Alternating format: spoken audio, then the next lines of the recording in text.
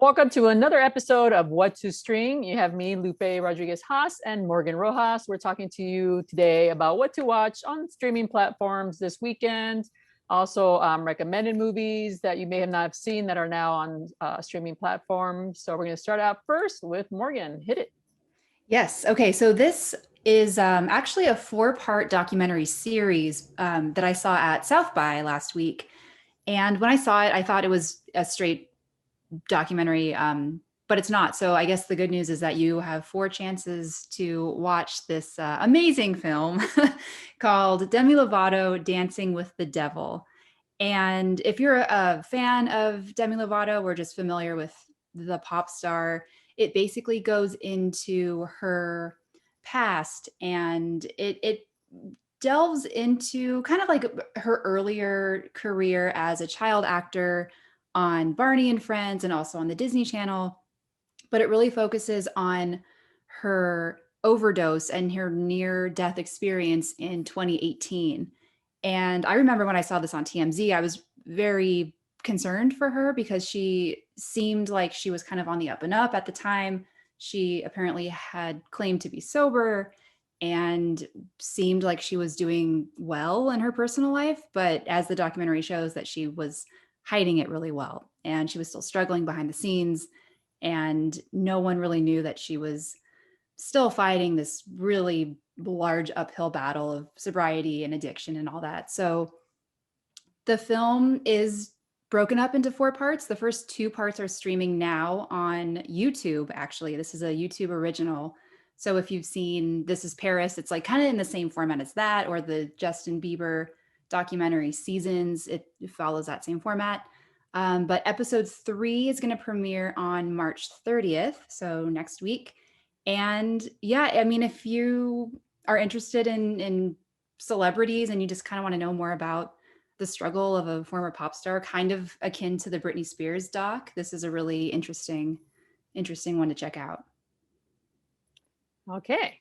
So, Yeah. although all her fans can go check out her life, yeah, it seems like she's had a really hard life. I mean, she's so young and Yeah. she has gone through. It's just wow. Yeah. And she's so talented. Like, of all that group of Disney stars, I feel like her voice is probably technically the best one. Like, she just can bring a house down. And so I'm really happy to see that she, at least they leave the doc, it ends kind of on a positive note that she is doing better and she wants to, yeah, maintain sobriety and, you know, whatever that looks like to her. She kind of explains that maybe her interpretation of sobriety isn't what other people would expect it to be, but I have high hopes for her. I mean, I hope she does well. And yeah, it's a good I one. know. Fingers crossed. I don't listen to music, but I always know like, oh my gosh, like I hope she can be strong and fight through everything that that she has to go through. Yeah, totally. Okay, well, I'm going the animated route. I'm talking about Invincible. It premieres this weekend on Amazon Plus. So it's based on a comic book by Robert Kirkman, and you all know him from The Walking Dead. That's what he most is famous for. So he brings the animated series. It's produced by Seth Rogen and his partner Evan Goldberg, and of course they've brought a lot of videos, a lot of adaptation from comic books, like the Preacher Man or Preacher, I forget what it's called, and The Boys, of course. So this show is more along The Boys. It starts out like your average. I thought at first I was like, oh, it's going to be like your more Saturday morning kind of cartoon Justice League because it's about superheroes in this world. And there's an organization, and there's the group of superheroes are called the Guardians. But it basically revolves around this kid, Mark Grayson, voiced by Steven Yeun. He's up for an Academy Award. Yay! I love Glenn from The Walking Dead. Mm-hmm. So he voices this kid, and he's coming into superpowers. He's a teenager, and his dad is Omni-Man, who is the most powerful superhero in this world. So he's got to learn. He wants to be like his dad, and his dad is voiced by J.K. Simmons. And what's great about the series is you have a very diverse cast. And of course, you have some ripoffs of some similar characters. Like you'll see the black Batman-like character, a Flash, who's called, what is he called? Red Rush. There's a Wonder Woman called War Woman. So there's definitely some fun stuff here. But like I mentioned, so at first it starts out like your average kind of cartoon, comic book cartoon, but then, oh my gosh, it takes quite a turn. It gets very graphic, like comic book graphic violence. And it just leaves you wanting more. I was going to tune in for one episode, but I watched all three that were available. It's 8 episodes, and it's got a great lineup of voices. Sandra Oh plays the mom. And so you can see here the diversity that he's half white and half alien, because the dad is alien from another planet and half Asian. So there you go. And other people who voice are Zazie Beetz, Walton Goggins, Zachary Quinto. Mark Hamill has a role in it, and a bunch of other names. They obviously wanted to bring in some big guns, and they have in this animated series. And I think people who like The Boys will enjoy the show. And I didn't think I would be interested in it, but I'm actually, because there's something that happens in episode 1, like you want answers, because it just totally goes berserk a la The Boys. And so now you want answers because you don't know why this happened. So that's what's going to bring you in and keep you there, because you want to know what is going on. And everybody else is so unaware of what's going on. So it's a good series. So it's on Amazon Prime this weekend. So check it out. Yeah, I didn't know that was even that existed. But I love adult-based humor in animated like cartoons. I think that's the funniest thing. Yeah. Cool. And there's endless heroes here. You Nice. think there's just like a group of heroes, but then another group of heroes, and then a group of villains. And so it's this vast world. And of course, you'll recognize some of the characters that are similar to DC and Marvel characters. So there's a lot to like pinpoint and be like, oh, can they get away with that? And Like the flag music, heroes. and the music especially, it's like a little riff from popular superhero like Superman, Batman. So they play with all that stuff. So it's fun in that aspect. Oh, that's good. Okay, cool. I'll put that on my list. Yeah. What do you have next? All right. So what we missed? What we missed. Okay, so I saw this movie Shirley at Sundance last year and I loved it. It's directed by Josephine Decker. And I was talking with my brother about this a couple weeks ago. And I feel like if Shirley was released a little bit later on in the year last year, it probably would have been in talks for award season. Like, I think this totally got overlooked. And basically, it stars Elizabeth Moss as a famed author, Shirley Jackson, who actually is a real person. The story that the movie tells isn't necessarily based on fact, but the horror author, Shirley Jackson, is real. So Elizabeth Moss stars as Shirley Jackson, and she has an eccentric husband in Michael Stuhlbarg, who gives another phenomenal performance. If you saw him in Call Me by Your Name, then you know the one scene where he gives this really heart-wrenching monologue and he talks to Timothée Chalamet, and it's just like can bring anyone to tears. He kind of has another scene-stealing monologue in this movie too. And basically the two of them take in a young couple, it was just supposed to be a couple days. In exchange for their housing, the couple was going to do some chores for Shirley and her husband and just kind of help them out while they kind of get their footing. But then some weird things happen and relationships kind of twist and turn, and Shirley becomes infatuated with the woman who's played by Odessa Young, and she becomes this accidental muse to this horror author. And it's a creepy movie. It's shot really well. The music, it's scored by this composer, Tamir Kali, who is incredible. It's like such a well-made movie, just forwards and backwards.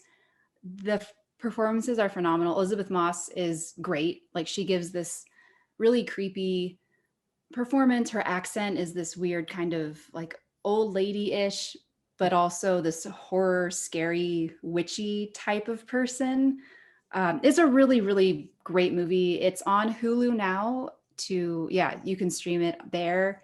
And I would be curious to know what you think, if you guys haven't seen it, if you think that this maybe was overlooked in any sort of category for awards season. Like, I think Elizabeth Moss was robbed from some sort of accolade for this role, but That is my personal recommendation for a movie that you might have missed is Shirley. And yeah, that's streaming on Hulu.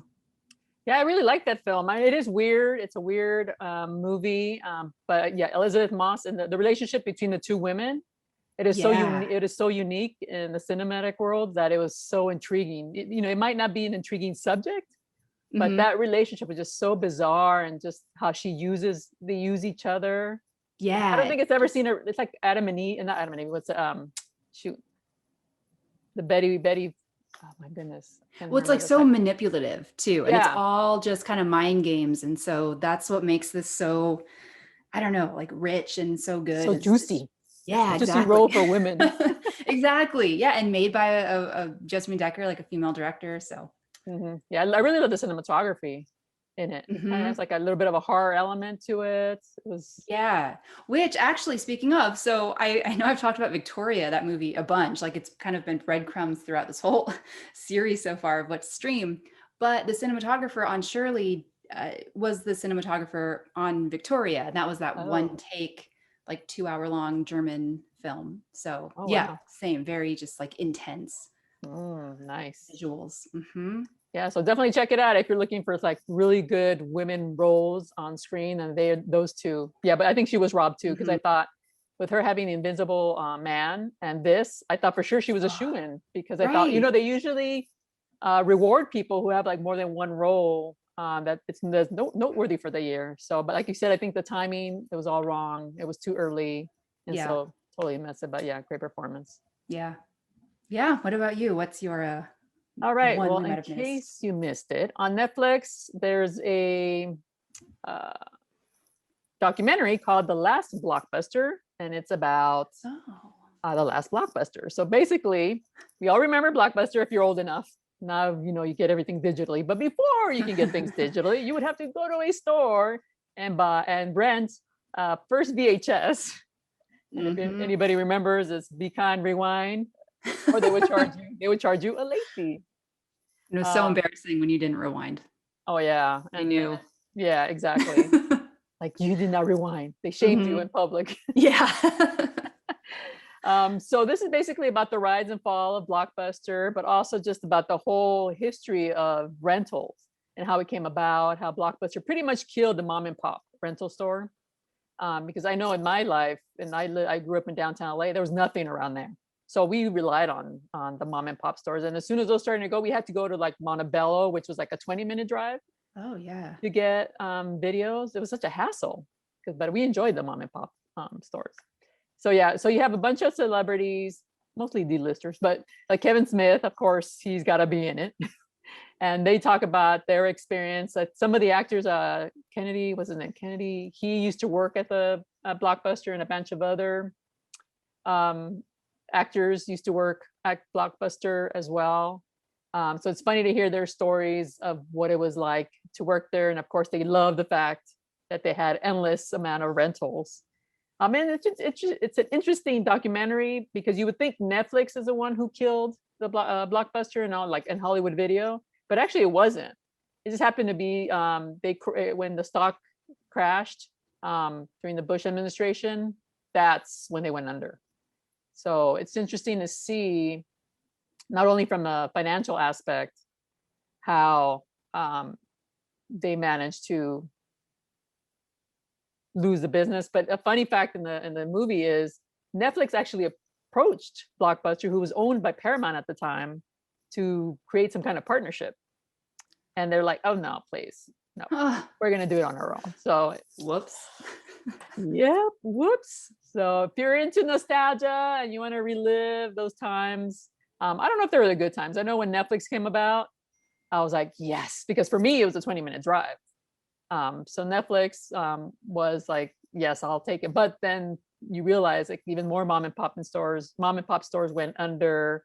Obviously, Hollywood Video. When we moved here in Torrance, there was a Hollywood Video that we would go to a mile or two from here, and that went under. So it's kind of like, we have Tower Records here in Torrance as well. So it's kind of sad every time you pass by these buildings, they're like, Wow. man, those were Wow. those were the times when you know I mean, it was different time. Yeah. So it's definitely makes you think how things have changed Yeah. in the last 20 years. Wow. Yeah. I remember going to Blockbuster when I was younger, and that was like the one thing we did on Friday nights when I was probably like 10. And my dad would take my brother and I. And yeah, it's since turned into like a medical building. But every time we pass by it down in like El Segundo area, we're like, oh man, like, doctor, no, we want Blockbuster. But that sounds really interesting. Yeah, I and didn't. actually they focus on the last blockbuster, which is in Oregon, Bend, Oregon, and it still operates like it used to. And this woman Wow. operates it. They call her Blockbuster Mom, and so she's basically the caretaker. And I mean, their aisles are full of titles, which is bizarre because if you ever like Fry's just went out of business. Best Buy. When you go to Best Buy, the the bins are empty. Like they don't stock DVDs anymore or Blu-rays. It's kind of sad whenever you go to Mm, these stores and you're like, oh my God, like everything you have to wow. buy on well, I mean, it makes sense. People buy cheaper, but yeah, the bins are empty on those places. So Wow. to see this, last blockbuster still, um, open and still renting and full aisles of DVDs and VHS, it's kind of cool. Yeah. Yeah. Oh, And that there's sounds one, yeah, and there's one in Tijuana, Mexico, believe it or not. really. So I don't know if it's an active store or if they just still have the sign outside, but every time we pass by, we're like, hey, that looks like it's still operational. That's so That's so weird. cool. Yeah. So I don't know. So they left that one out. But next time I Nice. go, I'll go check it out, see if that's actually a blockbuster or if I was just imagining something. Right. Or like a Blockbuster museum or something. Yeah. So all right. So what's next on your list? Nice. Okay. So the last one I have is a personal recommendation, and it's the movie Ex Machina. Uh, Came out on A24 2015, I think, and it's written and directed by Alex Garland. And basically, it is a sci fi drama that deals with AI, and it feels very appropriate for the times we're in now. And basically, it tells the story of a guy named Caleb, who's played by Domhnall Gleeson. And he is a coder at the world's largest internet company. And he won this competition to spend some time at a retreat that belongs to this like head honcho guy named Nathan, who's played by Oscar Isaac. And he introduces Caleb to this special project that he's been working on and shows him Ava, which is an AI made out, but she's like a beautiful woman, and that's played by Alicia Vikander. And the rest of the film kind of goes into, well, how much do the robots know? But I love this robot. Is it really programmed, or do they have a mind of their own? Kind of goes into like the Turing test sort of thing, where it's tested by like a machine's ability to exhibit intelligent behavior, and you can't tell if they're actual machine or an actual person. And it's a really fascinating movie. It brings up a lot of, yeah, for the current time. I mean, in 2015, we were still very, culturally and technologically advanced. But I feel like now in 2021, when AI is being used so much more often, it hits a little bit differently now. And it's a really fantastic film. I mean, the actors are all incredible. Alex Garland has a way of creating a story that gets you thinking even when the movie's done. So like you'll just kind of think about the possibilities of AI and like, oh gosh, if this is the future, we are going to have a really hard time distinguishing between man and machine, and that's a really scary thing. So I really love this movie, Ex Machina. It is streaming. Actually, it's actually streaming in a cool place called Canopy. And if you have a public library card in LA, you can stream any movie on Canopy for free. All you have to do is insert your library card number, and you have access to their entire database of films. And they have really great films on there. So if you haven't done that yet, I highly recommend doing that and watching Ex Machina. Yeah, I like that movie a lot too, especially the soundtrack. I thought the soundtrack was really cool. Yes, the soundtrack was really cool. I actually stumbled upon, well, the reason why I wanted to talk about this movie in particular today is because I was watching an interview with the composers of the Stranger Things guys. Hmm. And they said that one of their main inspirations for creating the soundtrack and the theme for Stranger Things was the composer of Ex Machina and Annihilation and all that. And so I was like, oh yeah, Ex Machina. I really liked that movie. So that's kind of how I came to that. But yeah, the soundtrack in that is great too. Just very kind of ambient and plunky thriller sort of stuff. Yeah, I highly recommend that one too. Nice. All right. So next on my list, I have a movie from 2011 called Attack the Block. And this was John Boyega's breakout hit. This is what got him noticed here in Hollywood. He was really, really good. And basically, he's part of this teen gang in South London when an alien invasion hits. And so it's up to him and his gang. And they're not really like gangs. They're like pretend gang. They just hang out because obviously this movie is very socio economically. There's a lot of commentary about that. So they just kind of hang on the streets. And so we're gonna defend our block. So they and Nick Frost also stars. So they know where all the real gang members keep their guns. So their mission is to find them and to protect themselves and to protect the neighbors. And it's a really funny, hilarious comedy. The director is Joe Cornish. He actually wrote Ant-Man. And I was surprised he hasn't done more since then because I thought this movie was just so good. It's one of those movies that'll become a cult favorite for a lot of people. And I'm just surprised whenever I ask people, have you seen Attack the Block? And they say, no, I haven't. So hopefully more people will see it. And it's on Amazon. It's on Epix, and it's on Hulu. Or is it Amazon Prime? I'm sorry, I wrote that down somewhere. I don't know where I wrote it, but it's in 3 locations. So if you haven't seen it, I would say check it out. Well, I don't know about gathering friends right now, but do a watch party. Actually, a watch party would be fun. Nice. Yeah, That's I haven't the kind seen of movie. This. Yeah, this is the kind of movie that you can have a watch party because it's a comedic take on the alien invasion genre. So that's why it's so funny. But on top of that, you see characters who you're not used to seeing in movies like this. And like I said, it has a socioeconomic commentary as well. I mean, it's not heavy-handed with that. It's just very slight. But I just thought, wow, this movie is like the epitome of perfect because it's fun. It's got some important messaging behind it as well. And it's just a really, really good time. And so I'll suggest it to anybody who likes that, that kind of comedy / alien invasion action type of genre. So highly recommend that one. Sweet. Yeah, all of the films that you talked about today, I'm putting them all on my list. Like those all sound really cool. Yeah, I think I was struggling yesterday. I was like, what am I going to talk about? Because I hadn't focused on not many things are premiering this week. Yeah, they're not. I had to reach too. Yeah, and then I saw Invincible. I was like, oh my God, they sent me a screener for that. I'll watch it. So I actually watched it today. Oh yeah, there you go. Nice. We have some pretty good choices this weekend. Yeah, I think so. I mean, I'm going to be busy watching those. Well, so next week I'm going to be talking about Them on Amazon Prime. It's by Lena Waithe and Little Marvin. They're the executive producers, and I can't wait to talk about that show. Yes, I can't wait to hear about it. I haven't seen it, so I'm excited. Yeah, I was glued to the screen. I think they gave us 4 episodes? I watched them straight through. Good. That's a good sign. Yeah, even though I should have been doing something else. But sure. Yeah, I'm really anxious. I actually wanted to talk about it today, but I'm like, damn, there's an embargo. Yeah.